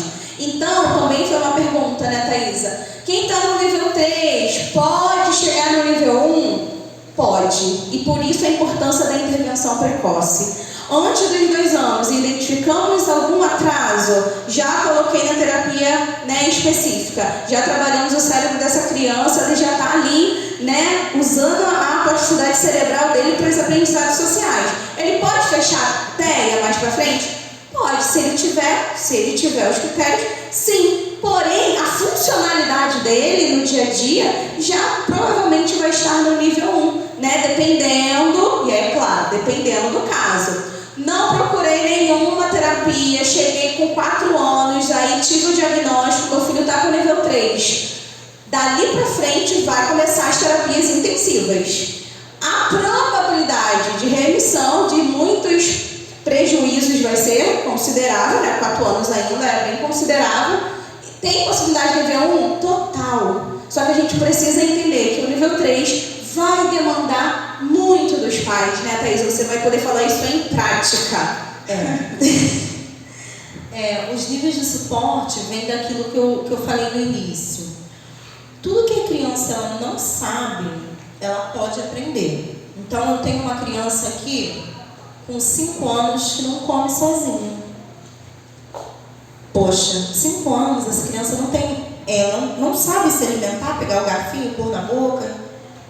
Com terapia, ela vai começar a se alimentar sozinha. Então, no campo da alimentação, ela pode passar para o nível 2 e já para o nível 1. Poxa, essa criança, para se alimentar, ela consegue comer sozinha. Eu posso botar ela na mesinha e eu fico daqui olhando e ela, se alimenta sozinha. Então, é isso que a gente fala. É uma capacidade que eles têm de aprendizagem. A área intelectual, eu gostaria que os irmãos saíssem com isso hoje. Conhecimento. A área intelectual dessa criança, muitas vezes, né, Pamela, não está prejudicada. Então, assim, é uma questão do estímulo, né, dos pais também, porque acaba que eu, como médico, eu posso falar isso. O autismo não resolve só com terapia. Mas, como assim, Thaisa? Tem que ter muita terapia, a gente está vendo ali, ó, no nível 3, então, é intensivo, mas tem o trabalho do papai e da mamãe em casa também, para ajudar nessa criança, né? Tem o trabalho da tia, da salinha também. Porque muitas das vezes, vou dar um exemplo clássico, meu menino, ele põe tudo na boca, gente, qualquer coisa, alimentos e não alimentos. Então, o tempo todo a gente tem que estar observando, né? E aí eu deixo na salinha da igreja e falo, olha, ele come massinha, vocês possam falar, cuidado, ele come. Então, assim, acredito que mais à frente ele vai desenvolver uma área que ele está tendo mais uma dificuldade, mais uma demora, porque acontece isso. Tem áreas que vai mais rápido, áreas que vão mais devagar. Estou tendo uma demora, mas ele aprende, né? Aos pouquinhos vai. Então, né, tem essa regressão de nível. É comum acontecer quando tem intervenção precoce. Até porque quando chega pra gente, né, para intervir, a gente vai ter várias áreas de funcionalidade que a gente vai precisar intervir. E a gente vai fazer sempre, né, a que está mais emergente para aquela criança ou aquela que tem mais prejuízo. E a gente vai tentando acrescentar as outras, né, mas vai ter uma que ela vai ter mais dificuldade. Então a gente vai buscando por objetivos terapêuticos. E aos pouquinhos a gente vai conseguindo reverter. Então, só para tranquilizar aqui, né, em relação também aos níveis e aprendizagem. Pode passar, por favor? Que aí é a última parte da avaliação e da parte do diagnóstico. A gente precisa especificar se essa criança ou adulto vai ter ou não comprometimento intelectual, que é o que a gente está falando, né? E se ele vai ter comprometimento de linguagem, se ele vai ter ou não. Mas vocês conseguem observar que independente se ele, vamos pensar, ele não tem dificuldade na linguagem, não teve nenhum comprometimento na linguagem, não teve nenhum comprometimento intelectual, ele pode sim ter o transtorno do espectro autista, porque não é critério diagnóstico ter dificuldade, comprometimento na linguagem ou intelectual. Isso pode ser concomitante, pode ocorrer junto. Mas não quer dizer que só pode ter transtorno do espectro autista se caso ele não falar. Ou não, ele fala. Não, olha como ele é inteligente. Está tirando 10 na escola. Isso não quer dizer que não tem, tá? Então só para a gente ampliar isso também. Teve uma pergunta que falava sobre idade mental, que eu não lembro. que eu acho que dava pra gente falar nessa parte. Uma pessoa, como que é? Uma pessoa de 20 anos, a mente dela equivale a quantos anos? No caso, dentro do espectro autista, né? Então, gente, vocês conseguiram observar que é muito amplo, né? Se tiver um comprometimento intelectual ou até mesmo, né, que pode acontecer também o transtorno do desenvolvimento global, que é ali, né, o antigo deficiente intelectual também considerado atualmente, se tiver, né, uma deficiência intelectual, sim, vai ter um atraso ali cognitivo, aí talvez tenha assim, essa dificuldade ali, tem 20 anos e ter um pensamento mais, né, de uma criança, de um adolescente, mas isso é muito específico. Mas na maioria dos casos, não tem. Então, 20 anos vai ter qual mentalidade? De 20 anos. E é isso. Mas com os prejuízos, talvez de pequenininho. Se não tiver intervenção. Porque não teve, um exemplo, não teve intervenção. Aí a pessoa está com 20 anos. O que uma pessoa de 20, a gente pode pensar e comparar com o outro? Não uma comparação do caráter assim, olha quanto que ele tem e você não tem. Mas assim, comparação de vida social, que é o nicho do autismo. Então, uma pessoa com 20 anos, ou ela já completou o seu ciclo escolar, né? Já formou no ensino médio, alguns... Então, assim, se essa pessoa não conseguiu nem concluir o ensino médio, digamos, não por outras questões, mas por questão de não ter frequência, de não gostar de escola, não conseguir vincular com a escola. Essa pessoa não conseguiu. Então, a gente já vê que ela tem um atraso. Porque com 20, né, a gente, com 18, a gente já pensa numa pessoa que se formou. Né? Eu tenho um exemplo, a pessoa não se relaciona com os outros. Quando a gente chega na juventude, a gente tem os grupinhos sociais, né? Tem os nossos amigos. Essa pessoa não passeia com esses amigos? Ela não está fora de casa? Então, quer dizer, para o esperado do âmbito social com 20 anos, ela tem um atraso. E aí a gente volta no nível de suporte. Porque muitas das vezes não foi estimulado pequeno. Então a criança está lá com 20, a pessoa está com 20 anos, eu conheço um caso, né? E aí você vê que se atrasa muitas coisas. Às vezes aquela pessoa não tem a execução boa, então ela levanta, ela não consegue dar conta das demandas diárias. Eu levanto, é a rotina, né? Bem estabelecida. Eu escovo os dentes, eu tomo meu café, e aí precisa da mãe estar falando: meu filho, você acordou? Vamos descobrir. Então, acumula prejuízos, né? Apesar de manter a idade de 20 anos, mas a gente vê que tem prejuízos ali que não foram tratados anteriormente. Sim. E até mesmo, né, quando a gente está falando de 20 anos de funcionalidade, né, às vezes ele vai... A gente estava com um exemplo aqui, você estava falando, fugiu o exemplo. De 20 anos. Peraí, vamos continuar depois. Quando eu te lembrar do exemplo, eu lembrei. Aí eu volto aqui pro exemplo. Fugiu. Vamos embora. Pode passar. Tá, lembrei. Viu? Voltou. Só dá um tempinho pra mente voltar. A gente estava conversando, né, Thaisa, que às vezes chega no consultório, quando é adulto, então vocês observarem ali um prejuízo de funcionalidade, né? A mãe precisa mandar tomar banho, a mãe precisa mandar tomar... Tem um prejuízo de funcionalidade, porque espera-se que uma pessoa de 20 anos ela tenha mais ou menos a sua rotina ali estabelecida do dia, né? Um de outro que a gente vai flexibilizar, mas geralmente a gente tem uma rotina. E aí, chega muito no consultório, né? Adolescente, adulto, com depressão, ansiedade, porque é aquilo que aparece mais quando é um nível 1 de suporte, né? Porque nível 1, às vezes a pessoa vai ter uma funcionalidade mais ou menos esperada para a faixa etária dela. Às vezes ela não vai conseguir externalizar muitas vezes o que ela está sentindo. E aí a gente entra numa outra temática que é uma pergunta, né? Por que meninos aparecem mais? Né? A gente tem algumas respostas hoje científicas. Sim, em relação à estatística, os meninos são os mais diagnosticados. Mas a gente tem alguns porquês, né? O transtorno do espectro autista nas meninas, ele é expresso de forma muito diferente e singular. Porque a menina, ela internaliza muito mais do que os meninos. Então, isso, para se fazer uma avaliação e um diagnóstico, é muito mais difícil. E principalmente se a menina for um nível 1, que geralmente são os casos. Então, ela consegue camuflar por muitos anos. E aí chega no consultório lá na adolescência, na vida adulta, com uma ansiedade e depressão. E aí quando a gente começa a rastrear, a gente identifica que, na verdade, essa ansiedade e depressão, ela veio porque essa pessoa tem uma dificuldade, aí é o nicho central, na interação social. E aí toda vez que ela tem que interagir, que é uma demanda de um adolescente, que é uma demanda social de um adulto, porque ela precisa interagir no trabalho, ela precisa interagir. Aí se é na igreja, ela já vai começar a ter responsabilidade na igreja, né? Já vai começar a ser talvez uma tia da salinha. E aí gera muita ansiedade. E aí se sai alguma coisa ali do esperado, ela já não consegue. Ela desorganiza.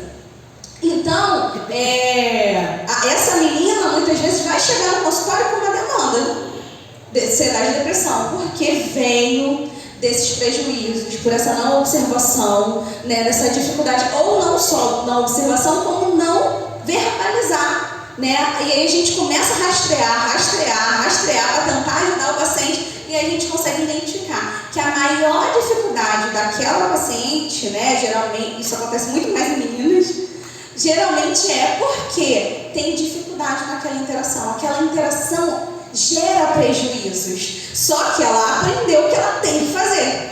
Só que dentro dela gera prejuízos, porque ela fica extremamente ansiosa, extremamente desconfortável. Quando quebra de rotina, ela desregula, e aí ela tenta se organizar ali. Às vezes tem alguma estereotipia, mas que é tido como, eu ouvi isso esses dias de dar paciente. Não, é uma esquisitice minha.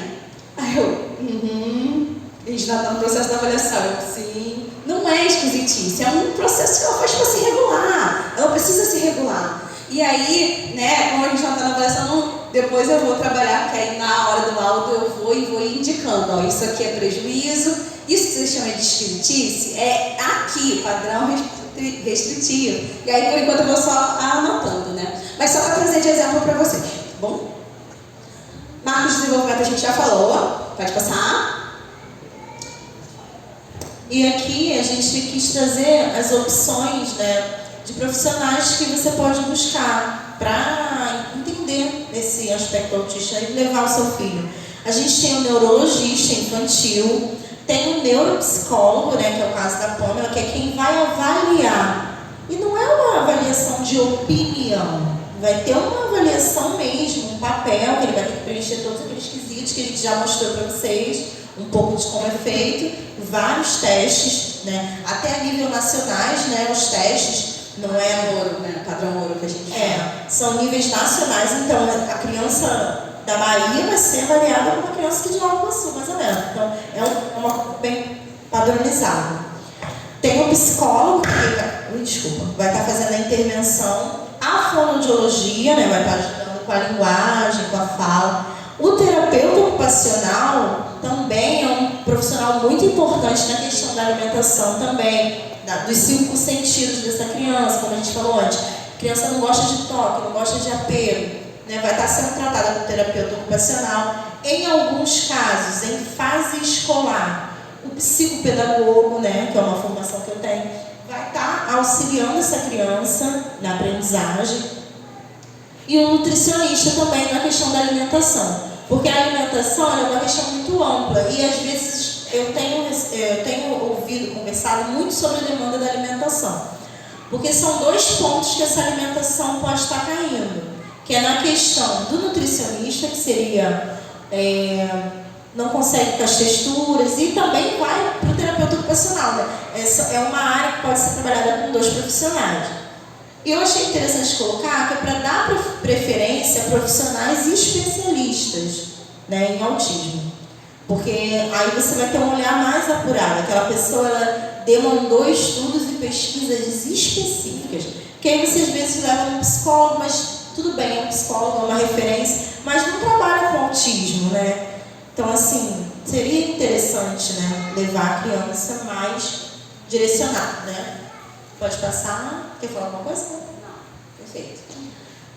Então, agora, né, que nós já sabemos sobre os critérios do diagnóstico, né, como que a igreja pode auxiliar? A gente quis trazer essa questão prática também para a igreja. Como que pode ser, né, esse auxílio, né, como que a igreja pode ser sal e luz na vida dessa pessoa? Pode passar, por favor. E aí aqui a gente tem algumas opções, né? Conversar com esses pais. Muitas vezes a gente vê o autismo agora em muitas crianças, né? Em adulto é bem difícil a gente ver. Mais complexo. Mas pensando no âmbito infantil, conversa com esses pais, né? Para compreender quais são os sintomas, como posso ajudar essa criança, né? O que o pai tem de queixo, o que o pai precisa para estar no contexto evangélico, né? Para estar na igreja, o que esse pai precisa? Ele precisa de uma pessoa que cuide do filho dele um pouquinho numa salinha, né? Porque são muito específicos os casos, então cada um vai ter uma necessidade diferente. Salas atrativas, né? Pensando nas salinhas mesmo. Recursos visuais é muito importante para quando você está contando uma história, porque a gente viu lá, ele tem prejuízo na comunicação. O que seria um prejuízo na comunicação? Essa criança fala, mas ela não consegue compreender a linguagem na sua totalidade. Então, às vezes, você está dizendo que Davi matou o leão, não Tem sei, também, né? Thaís, o critério da imaginação, de Isso. brincadeiras imaginárias. Então, ele não consegue construir aquilo na cabeça dele, precisa de um visual. Então, é importante a gente ter esses recursos, né? Pensando na salinha, visuais, para ele poder compreender essas histórias bíblicas, né? O ensinamento que a gente está passando, religioso para a criança. E eu botei aqui, tenha um espaço para regulação sensorial, porque às vezes a criança autista, ela vai se desregular, ou ela vai ficar nervoso, ou ele vai ficar muito choroso, ele vai mudar o comportamento dele comum para o comportamento de desregulação. E é interessante que a igreja, dentro da sua possibilidade, pense num espaço que possa levar aquela criança. Então, talvez não vai ser um espaço exclusivo, não, esquece essa sala do autista. Mas tem um espaço, olha, quando seu filho ficar muito agitado, muito alterado, a gente separou esse cantinho, com baixa luz, com pouco som, ele pode ficar com uns minutinhos com você, até que ele volte para a sua regulação, e aí volte para o culto, talvez, né? Às vezes a criança consegue se regular com menos tempo. Então é importante pensar nesse local. Aproximar-se daquela família. Eu, como mãe de autista, a gente sofre uma questão muito complicada, porque em todo lugar que a gente vai, o nosso filho ele é apontado como um erro. Né? Assim, falando de forma bem sincera. O nosso filho ele é apontado como o que foge da regra. Então, que na igreja a gente não venha assim, tratar essa pessoa dessa maneira, porque a gente já tem isso. Aí você chega na escola, olha, mas seu filho não faz. Aí você vai no parquinho, olha, seu filho não faz. Que a igreja venha ser um ambiente acolhedor, né? Que a gente venha encontrar, porque eu acho que é uma temática muito emergente, a gente tem muita dificuldade fora. Então, que aqui seja um ambiente, já está sendo, né? Um ambiente de formação, seja esse ambiente que a família ela se sinta incluída, né? Inclusão nas atividades. É importante a gente pensar, vou fazer uma apresentação. Como que aquela criança pode participar dessa apresentação? Ah, mas ela não fala, então ela não pode cantar no departamento. Mas qual é a potencialidade dele? Às vezes é segurar um cartaz. Segurou o cartazinho. É importante para essa família, né? Essa criança está participando, está integrada na igreja, né? Não só ter esse acesso de entrar, mas também está no corpo, né? É muito importante. O acolhimento, as salas, a aproximação, inclusão nas atividades e aprendizado, que é o que a gente tem feito hoje, né? Como igreja. Eu acho que é importante a gente pensar, deixa eu ver que eu botei em algum lugar. Tem uma equipe aqui, no acolhimento. É importante que a igreja pense em algumas pessoas para receber esse grupo. Por que eu estou dizendo isso? Porque às vezes a mãe está ali, ou vem um visitante, é autista, tá? É bom que tenham algumas pessoas dispostas a fazer esse trabalho, porque eu tenho quem procurar. né? E protocolos para cuidar dos autistas. Quem que vai ser a pessoa que vai direcionar essa criança? Então, eu estou no culto, o pastor está aqui ministrando, está dando louvor. Essa criança desregulou. O que vai ser feito? Então, quando a gente tem uma equipe, a gente combina antes. Olha, se essa criança ficar muito agitada, leva para a cozinha, que seja, né? Se for o ambiente que você tem ali para ofertar. Então, vamos levar para a cozinha, vamos chamar o pai, que tem, assim, estratégias para lidar com aquilo. Porque isso gera uma tristeza, uma angústia muito grande nos pais, né? Da criança se desregular no meio do culto, no meio... A gente sente essa pressão, falando como é atípica, né? Então é bom que a igreja ela esteja com esse olhar. Olha, nossa criança tá. Chega lá e fala, mãezinha, vamos ali para o ambiente, a gente separou um ambiente acolhedor, vamos lá levar ele lá, talvez ele quer uma água no banheiro, se acalmar, dar um brinquedo, uma coisinha assim. É bom que a igreja conte com essa equipe, né? Podemos passar um slide. E esse aqui é o espectro de cores. E eu gosto muito dessa imagem. Porque aqui a gente vai pensar, olha no roxo, por exemplo. Olha quantas gradações de roxo a gente tem. Existem diversas, só em uma cor. E o autismo, ele é assim, né? É espectro do autismo. Então, a gente, quando vocês pensarem em autismo, pensa sempre nessa imagem. Uma criança autista que tenha o mesmo nível de suporte, digamos, que esteja na cor laranja ali. Olha quanta diferença ela pode apresentar de uma outra criança autista no mesmo nível de suporte, né? E eu separei esse versículo que diz assim: de fato, Deus dispõe cada um dos membros do corpo segundo a sua vontade. Nós somos diversos, né? Nós temos cada um uma função dentro da igreja, cada um um ministério. E no campo dos autistas não vai ser diferente. Fica muito difícil, assim, eu acho que até hoje é uma dificuldade no diagnóstico, uma dificuldade de lidar com o transtorno, por conta disso aqui. Olha, imagina, você fazendo um treinamento para dar conta disso tudo aqui, de tantas possibilidades, né? Então a igreja, ela não vai dar conta de tudo, né? A verdade é essa, de tantas demandas, de estar pronto para tudo. Mas acho que o acolhimento, a empatia já vai ajudar muito essa família, né? Como eu vim dizendo, a gente tem muita negativa. Eu tenho acesso assim, a muitos lugares, mas tem muitas mamães que vai numa escola, não quero, não dá, não fica, tira.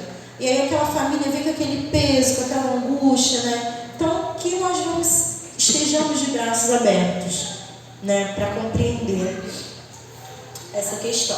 Raíza, eu ia complementar, né, porque hoje nós estamos aqui falando, mas a gente não vai conseguir abarcar tudo, né? Eu já vi que o nosso horário já está quase encerrando, né? Eu falei, nossa, tanta coisa que a gente falou. Porque a gente, né, como falou, a gente gosta do assunto porque a gente entende que a gente precisa falar sobre, né? Então, a gente numa correria que é a nossa vida, mas estar aqui é muito importante pra gente, porque conseguir trocar conhecimentos, né? Falar um pouquinho, talvez alguns desses que a gente passou, muitos irmãos já ouviram, já sabem, mas sempre a gente consegue, né, acrescentar mais um pouquinho. Então, hoje é mais um de muitos outros treinamentos que nós, como corpo, né, de Cristo, nós podemos fazer e precisamos, igreja.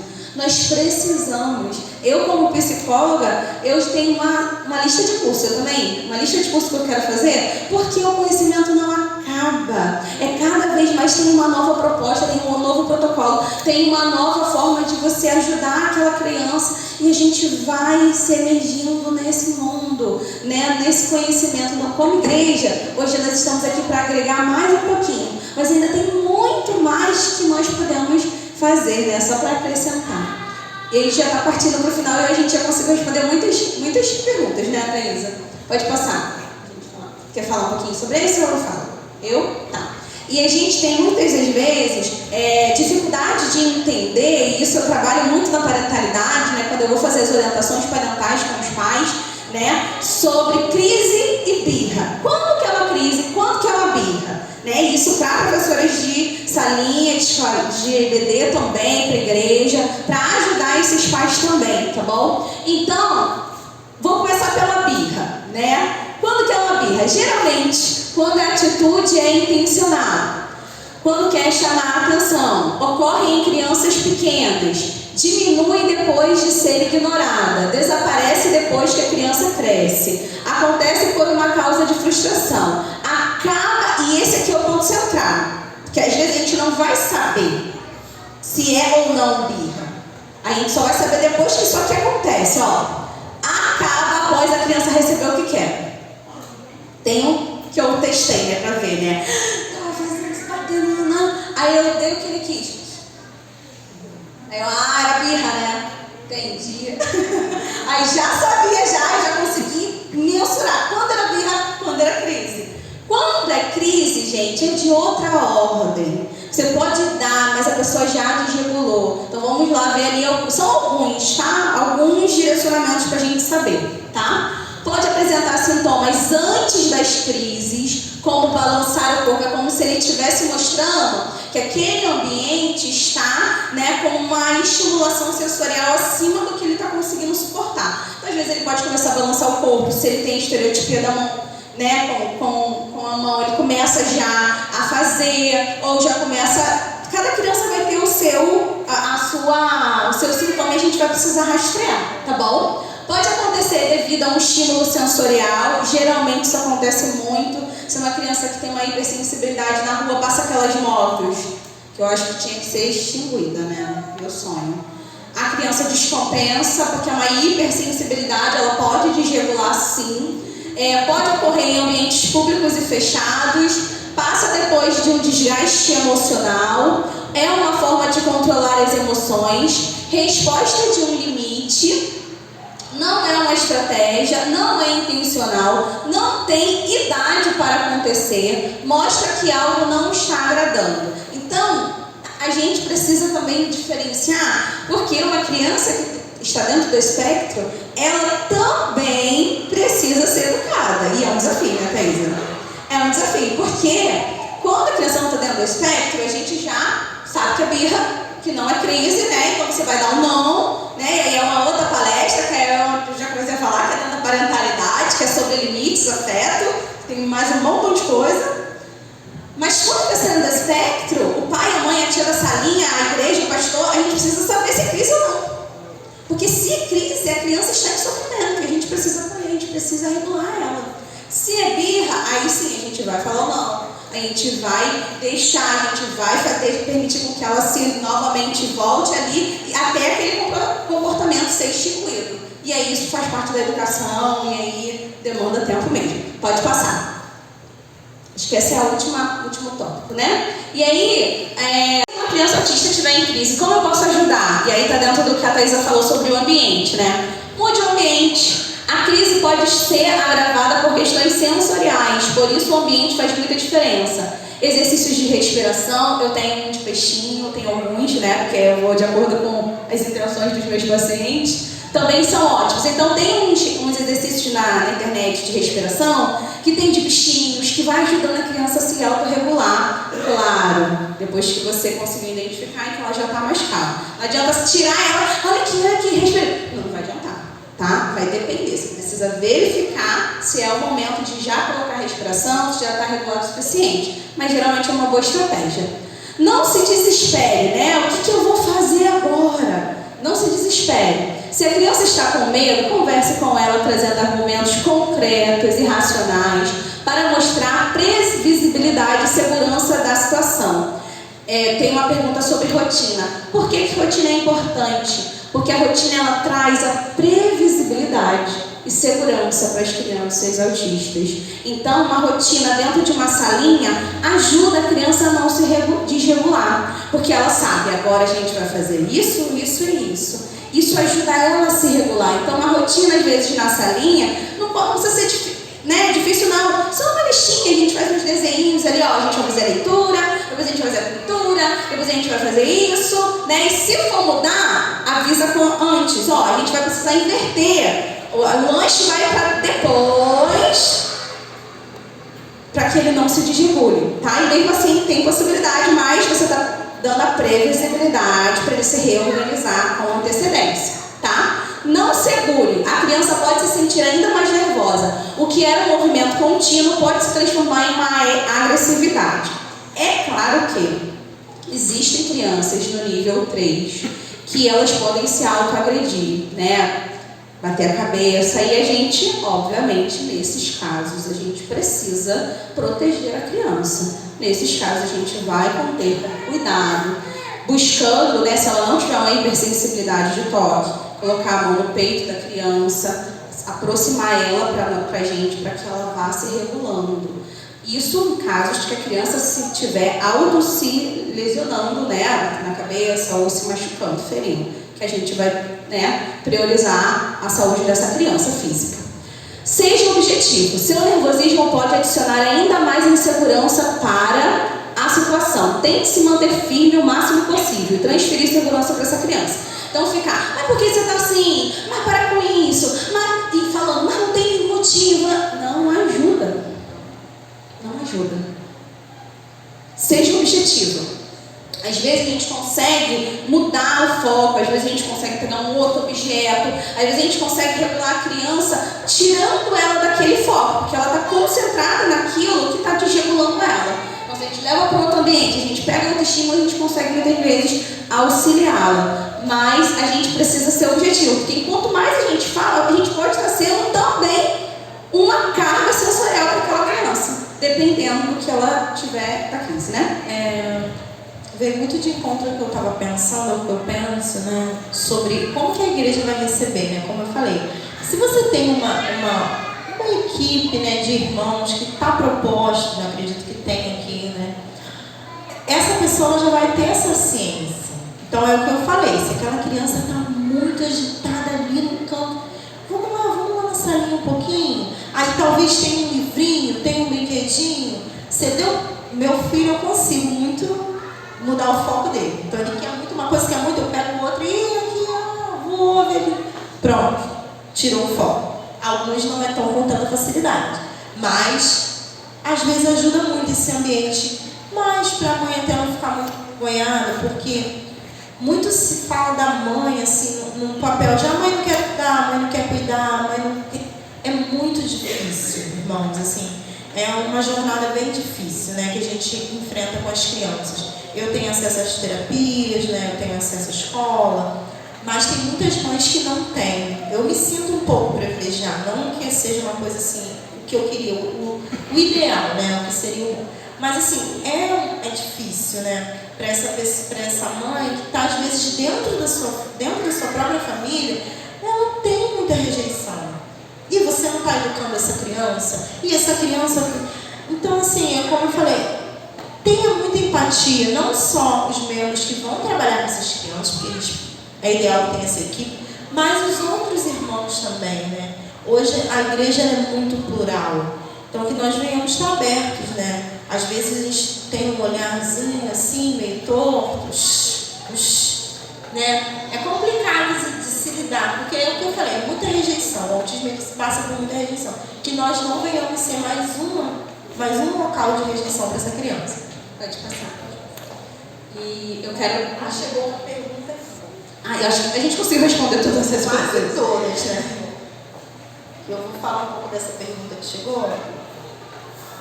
E tem aqui mais algumas que a gente vai mencionar também. Vai falar essa? Você lê para mim? Leio. Quando a criança se agita e não quer ficar na igreja e quer ir embora, e a mãe fica lutando com a criança para não ir, o que fazer? Então, eu passo por isso. Porque a igreja, ela acaba sendo um ambiente, né, falando um pouco do que eu conheço, né, não generalizando, mas já generalizando. A igreja é um ambiente estranho para essa criança. Por que um ambiente estranho? Porque não está aqui todo dia. Ela não vem todo dia. Ela vem aos domingos e uma vez por semana, né, dentro da grande maioria.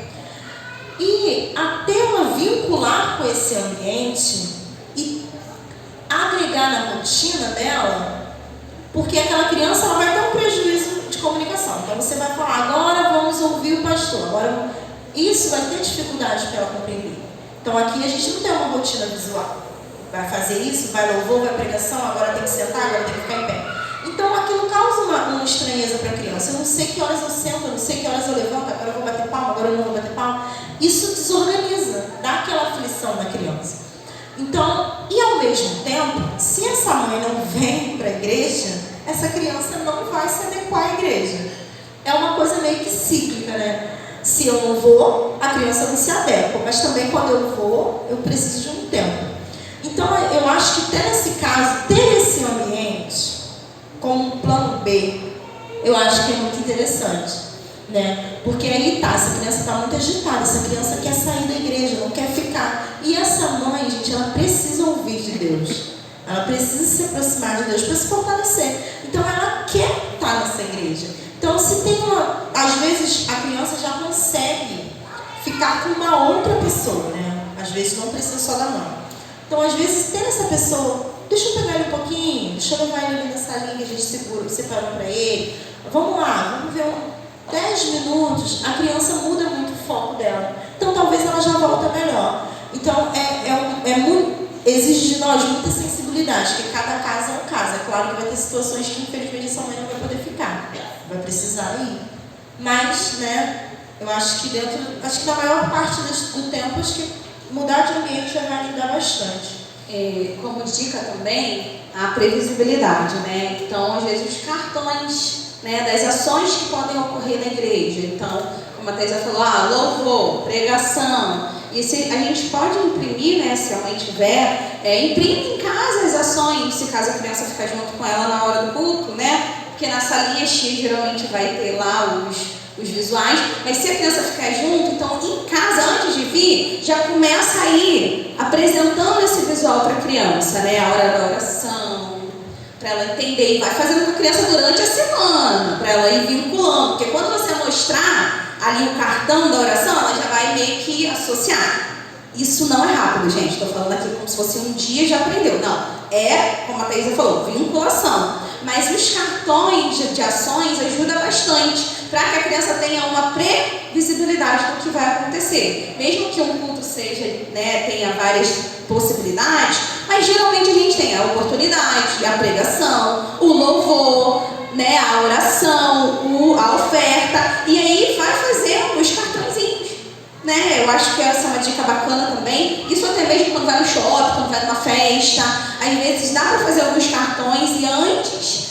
E já prevendo com essa criança o que vai acontecer. Ajuda para que ela não desregule também. Vamos fechar? Vamos? Volta. Conclusão. Sim. Pode. Conclusão 1. A gente gosta de falar, né? Com 3 conclusões, vocês viram, né? Conclusão 1, olhar atento para as nossas crianças e etapas do desenvolvimento. Não existe tempo de cada criança.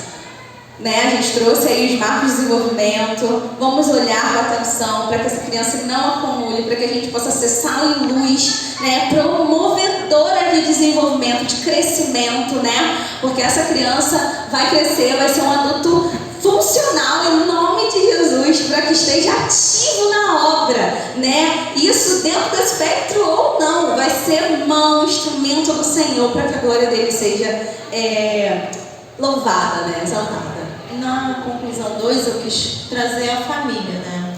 Lidar com o autismo, ela é sobretudo ter um olhar para a família, né? Porque às vezes a gente pensa na adaptação da criança e às vezes a gente não pensa da mãe, né? Essa mãe que está trazendo essa criança, né? Às vezes eu ouço assim, relatos, Thaisa, como é que eu falo com essa mãe? Porque tem uma resistência, ela é muito resistente, a gente fala que olha, seu filho tem essa dificuldade, e aquela mãe fica com aquela resistência. É o acolhimento, né? Como eu falei, eles passam por muitos não, né? Eu, sim, como pessoal, para falar para os irmãos, a gente vai nas consultas e o médico tem esse... Eu senti desejo de falar isso aqui, então eu vou concluir com isso. O médico, ele tem esse checklist. E aí você vai na consulta levar seu bebê e ele faz esse checklist e seu filho não está dentro. E a gente nunca quer isso, né? A gente, como mãe, a gente vai no médico. E seu bebê faz isso, a gente quer dizer que sim. E aí você vai no psicólogo, o psicólogo pergunta para você, seu filho não está dentro daquilo ali. Aí você vai no fono, também não está. Então, a mãe, ela acaba sendo a pessoa que mais carrega esse peso de não pertencer, de não estar dentro do esperado. Então, é bem difícil, né? Como eu venho até frisando essa palavra, o acolhimento é muito importante dessa mãe. Conversar com essa mãe, talvez nem perguntar sobre autismo. Se você tem uma mãe aqui na igreja que você vê que ela está com muita dificuldade com essa criança, mãe, como eu posso ajudar você? O que a gente pode fazer? Quais são as demandas do seu filho? E aí, né? Conversando, aí a mãe, olha, eu queria assistir o culto, mas eu não consigo. O que você acha que a gente pode fazer para você te ajudar? Olha, a salinha, 1 hora de salinha. Você acha que a gente pode começar com 20 minutos? Vou tentar levar ele, ficar 20 minutos. E aí, semana que vem, daqui a um mês, a gente tenta mais minutos. Porque talvez você chegar diretamente, mãe, seu filho não fica na salinha. Mãe, seu filho não come a comida que as crianças comem na salinha. Mãe, seu filho não quer fazer atividade. Seu filho não quer sentar na hora da pregação na salinha. Olha que resistência. Porque essa mãe, provavelmente, ela já foi em 3, 4 profissionais. E o filho dela não está dentro. Então, assim, é isso. Eu sempre trago essa questão da família, do acolhimento. Porque é bem difícil a gente estar fora, né, do que as pessoas esperam para os nossos filhos. Então, talvez você indo por esse lado do auxílio mesmo, né? Eu posso te ajudar? Como é que é na sua casa? Como é que ele faz lá na sua casa? Como você atrai a atenção dele na sua casa? Aí, pegando, né, estratégias que a mãe já utiliza, você vai ter mais possibilidades. Acho que é isso, né? E fechando a conclusão 3, né, a inclusão de pessoas com deficiência na igreja deve ser uma visão de todos os membros, né? E isso é muito importante. Quanto mais capacitações, quanto mais treinamentos, quanto mais falar sobre isso, mais a gente consegue, né, ter um olhar para nós mesmos, o quanto a gente ainda precisa aprender, o quanto a gente ainda precisa crescer, e também para o outro, o quanto a gente pode ser sal e luz para o outro, né? Porque é o que a gente ouve muito às vezes, com até obreiros, com todo respeito aqui, se tiver alguém que tenha também esse pensamento, mas na minha época não era assim. Mas na minha época a gente, né, educava com cinto e tô normal. Eu tenho uma certa questão sobre isso, né? Geralmente não tá, né? Geralmente só aprendeu a internalizar aquilo, porque não podia falar sobre aquilo. Só que a gente está vivendo uma época que a gente pode falar sobre isso. Precisa falar sobre isso. A gente não precisa mais guardar tudo. A gente pode compartilhar, né? E como visão de Cristo, a gente pode ser aceito pelo Senhor com a nossa deficiência, porque nós também somos partes do corpo de Cristo, né? E finalizando com um caso, né, que aconteceu, né, lá na igreja, que essa criança ela não é dentro do espectro, mas é uma criança muito carente, né, de um bairro lá próximo muito carente, e essa criança veio para a igreja e a mãe, deixa eu pensar a palavra, o trabalho dela, né, é um trabalho à noite, assim que eu não vejo a palavra certa aqui, o pai, né, vendedor de drogas, essa criança tá aí e a gente está tentando acolher essa criança, tentando trazer essa criança. Só que quando ela chega, ela é líder, então ela chega com um bonde. Ela vem com mais 5, porque ela precisa ter o bonde dela, né? E aí ela chega, eu sou muito feliz porque ela gosta muito de mim. Ela chega me perguntando, cadê a tia Pana? Esses dias eu fiz isso aqui, que eu trabalhando na Nova Iguaçu, chegou perguntando por mim, eu peguei um Uber, cheguei lá e tinha um monte de coisa para fazer, deixei tudo para lá, já não tinha atendimento, era só coisa de organização, cheguei lá. E o que aconteceu? Essa criança não sabe ficar sentada. Não tem pai e mãe que ensina. Ela vai de vez em quando na igreja. A gente está lutando para pegar ela na igreja, né? Então ela não sabe ficar sentada. Ela é uma criança que ela agita mesmo, fala alto. A gente está o tempo todo ali regulando, tentando ensinar ela o como funciona na igreja. E aí um obreiro, que na época dele não é assim, né? Na época dele é o quê? Vários, né, respeitando cada época, tudo bem, já foi. Foi atrás do menininho, foi no banheiro, deu um beliscão nele. E essa criança sai do banheiro, essa criança que enfrenta os outros na rua, essa criança que vai para a igreja com bonde, essa criança que para ela não sente nada, ela sai do banheiro chorando, e vai para a praça e senta lá. E aí eu não tinha chego ainda, outra pessoa viu, foi atrás e contou o que aconteceu. E ela chorou e falou assim: nunca mais eu venho na igreja. Uma criança de 8 anos. Nunca mais, não, tem 9, vou fazer 10. Nunca mais eu venho na igreja. Nunca mais. E aí a pessoa depois me narrou, ela falou assim: Pamela, ele ficou tão sentido de passar por isso dentro da igreja, porque apesar dele vir com todas as barreiras, ele entendeu que ali era um lugar de acolhimento. Porque constantemente ele vem e ele é acolhido. Por isso que ele vem voltando. E quando ele viu que ali era um lugar que ele recebia a mesma coisa do que lá fora, nunca mais eu vou voltar. Foi isso aqui para ele voltar para o culto. Para voltar depois. Então, assim, por que eu estou trazendo isso? Foi seríssimo. Isso foi seríssimo. Deu outra repercussão. A gente, né, até o trabalho que a gente vai fazer também é para isso, para a gente. Porque nós podemos e precisamos ser sal e luz. Nós precisamos ser. Aquela criança realmente tinha alguma disciplina? Não tem. Ela não tem o pai e mãe presente. Ela não tem. Isso, a gente não está falando do aspecto, a gente está falando de uma criança que também precisa de acolhimento. E a gente precisa estar atento, como a Thaisa falou, né, Thaisa, lá atrás, na dificuldade daquela criança. Aquela criança precisa de um limite? Sim, a gente está lá suando para ajudar ela a entender o limite da igreja. Mas fazer algo desse tipo, isso acontece também com crianças autistas e isso é triste. Às vezes o olhar discriminador de, tá agitado, tá gritando, tá falando, tá se jogando no chão, né, Thaís? Eu já vi você postando às vezes, né? De se jogar no chão como uma forma de regulação. E às vezes as pessoas olham e não entendem. Então vamos acolher. Somos membros, ó. Pode não vir perfeitinho não, né? Como é o que as pessoas querem. Mas nós somos todos membros.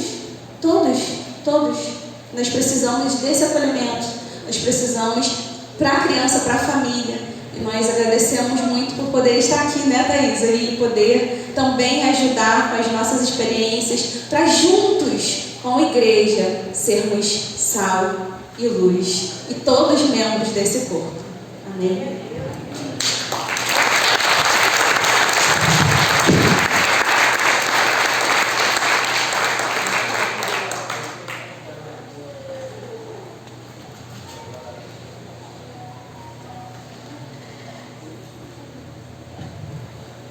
Quero agradecer de coração a vinda de vocês aqui, porque a igreja tem que ser inclusiva mesmo, né?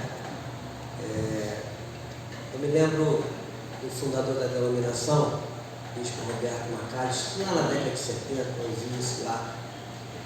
Ele dizia o seguinte: não confunda a fé com burrice. A fé é você acreditar que Deus pode, que Deus, né, transforma. A burrice é você não procurar o tratamento médico. A parte humana Deus nunca vai fazer. A parte humana foi Moisés tocar com o cajado na água. O impossível foi Deus abrir o mar. É isso. A parte humana foi tirar a pedra. O impossível foi Jesus ressuscitar o morto de 4 dias chegando mal. Então a parte humana é essa. De nós trazemos aqui na igreja pessoas capacitadas para falar de um assunto de tamanha importância nos dias de hoje, né? E eu acredito que todos nós aprendemos, né? Com certeza vocês estarão no hall das minhas orações para que Deus possa abençoá-las, né, na tarefa, naquilo que vocês estão estudando, e para trazer para a gente, né, esse assunto que obviamente vai fazer diferença daqui para frente. Eu peço à igreja que fique de pé. Estende suas mãos para alguma coisa? Depois. É melhor falar para orar? Não, pode orar. Tá bom. A gente só vai fazer um vídeo depois no final. Ah, tá bom. Querido Deus, Pai Celestial, obrigado, Deus amado, por tudo que nós aprendemos aqui, através dessa palestra. Pamela, nossa irmã Thaisa, muito obrigado, Deus. Sabemos que são pessoas qualificadas para ensinar aquilo que nós não sabíamos. Mas a partir de então, ó Deus amado, que o Senhor nos ajude a colocarmos em prática o que foi ensinado, o que foi nos mostrado aqui nesta manhã. Eu peço a Deus amado pela vida da Pamela, pela sua família, peço pela vida de Thaisa, essa situação dela com seu filhinho também. Tu capacite, ó Deus amado, a elas, onde quer que for estiverem, que tu possa estar guardando e livrando do mal, até porque vivemos dias maus. Muito obrigado, ó Deus amado. Como sacerdote, como pastor e ministro do teu evangelho, eu abençoo a vida da Pamela, eu abençoo a vida da Thaisa, em nome do Pai, em nome do Filho e em nome do Espírito Santo. Que toda a igreja diga amém. Uma salva de palmas para o nosso Senhor Jesus Cristo.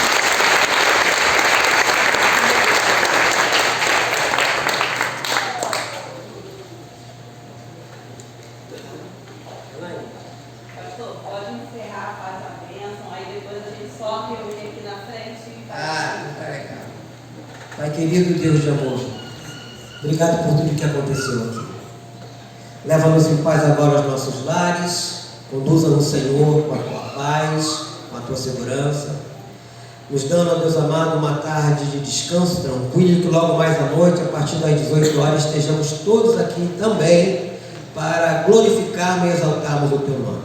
Que Deus Pai, Deus Filho, Deus Espírito Santo te abençoe, te guarde e te dê a paz. Amém? Bom dia, bom almoço, que Deus vos abençoe rica e abundantemente. E não se esqueça que Deus é bom todo o tempo. Amém.